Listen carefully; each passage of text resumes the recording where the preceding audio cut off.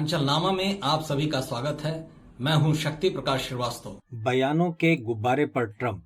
America, Israel और Iran के बीच लगभग 1.5 महीने तक चले युद्ध के बाद हालांकि सीज फायर हो गया है, लेकिन इस पूरे युद्ध के दौरान अमेरिकी राष्ट्रपति डोनाल्ड ट्रंप के व्यक्तित्व का ग्राफ पूरी दुनिया में बड़ी तेजी से गिरा है। उनके रोज रोज बदलते और हल्के बयानों की वजह से आज ऐसी स्थिति आ गई है। हालांकि ट्रंप के बयानों के पीछे ट्रंप की एक मजबूरी भी है, जो हालिया एक रिपोर्ट में उजागर हुई है। रिपोर्ट इस बात की तस्दीक करती है कि अमेरिका की सैन्य ताकत पहले की तुलना में काफी कमजोर हुई है। इस युद्ध में अमेरिका के सैन्य जखीरे में शामिल खतरनाक मिसाइल आदि की तादाद घटी है। इससे सबसे बड़ा संकट ये खड़ा हुआ है कि इस समय किसी विपरीत परिस्थिति से मुकाबला करने की सामर्थ्य अमेरिका के पास फिलहाल नहीं है।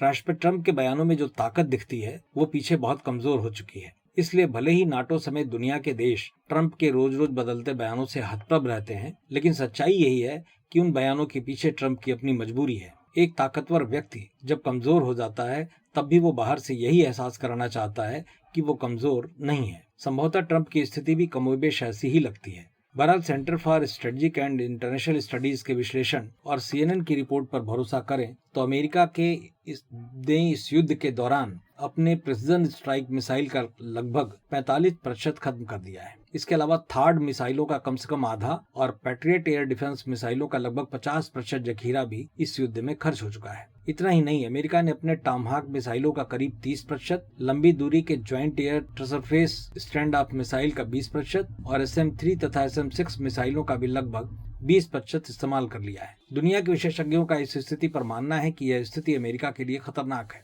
खासकर तब जब पश्चिमी प्रशांत क्षेत्र में चीन जैसे बड़े प्रतिद्वंदी का खतरा बना हुआ है। CSIS के विशेषज्ञ और पूर्व अमेरिकी मरीन कर्नल मार्क कैंशन के मुताबिक इतनी भारी मात्रा में हथियारों के इस्तेमाल से अमेरिका की सैन्य तैयारी पर असर पड़ा है। आज जो हथियारों का जखीरा खाली हुआ है उसको भरने में कम से कम 1 से 4 साल लग सकते हैं। हालांकि पहली जैसी स्थिति में वापसी में और समय लग सकता है। विशेषज्ञ यह भी मानते हैं कि फिलहाल ईरान से चल रहे युद्ध के लिए सामर्थ्य पर्याप्त है, लेकिन अगर एक बार फिर सीज फायर टूटता है और चीन जैसे बड़े देश से टकराव होता है तो मौजूदा हथियारों का स्टॉक कतई पर्याप्त नहीं माना जा सकता। इस संबंध में अमेरिकी रक्षा विभाग की प्रतिक्रिया है कि उसकी सेना के पास अभी भी जरूरत के हिसाब से पर्याप्त संसाधन है और वह किसी भी समय कार्रवाई करने के लिए तैयार है। उन्होंने युद्ध के शुरुआत में ही वास्तविक स्थिति से ट्रंप प्रशासन को अवगत भी करा दिया है। अमेरिका के ज्वाइंट चीफ्स ऑफ स्टाफ के चेयरमैन जनरल डैन कैन ने ट्रंप प्रशासन को इस खतरे के बारे में आगाह किया था। अमेरिका ने मिसाइल उत्पादन बढ़ाने के लिए कई नए कॉन्ट्रैक्ट भी साइन किए हैं, लेकिन इन हथियारों की आपूर्ति में 3 से 5 साल तक का वक्त लग सकता है। ऐसे में ट्रंप के बयानों के पीछे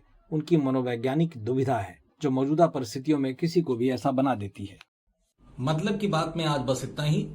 कल फिर मुलाकात होगी इसी समय, इसी चैनल पर। तब तक के लिए नमस्कार।